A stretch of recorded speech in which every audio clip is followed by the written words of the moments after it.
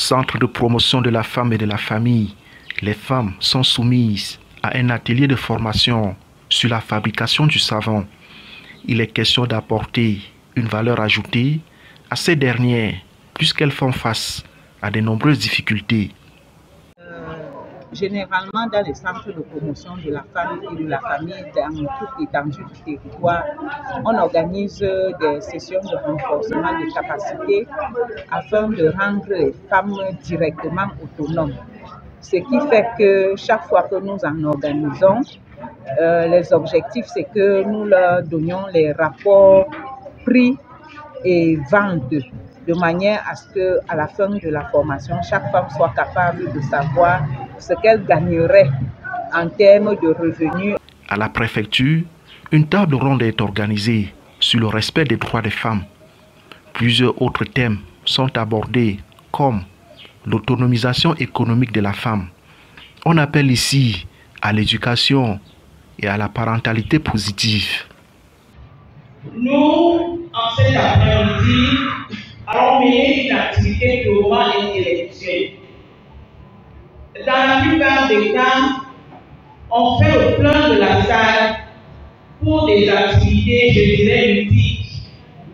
Mais pour la circonstance, nous allons plutôt essayer. Au centre-ville, l'heure est à l'investissement humain. Question de rendre la cité des arts salubre. Les dames sont accompagnées à cet effet par des hommes. Quant à votre préoccupation par rapport à notre choix de faire dans le nettoyage aujourd'hui, vous savez que par nature, la communauté sait que la femme c'est le ménage. Et l'occasion nous est donnée pour cette fois-ci parce qu'à l'occasion de la célébration de la journée internationale de la femme, c'est une urgence pour nous de faire ressortir, de mettre en exergue cette activité qui est par nature la nôtre. Au foyer municipal, l'on va assister à la soirée culturelle.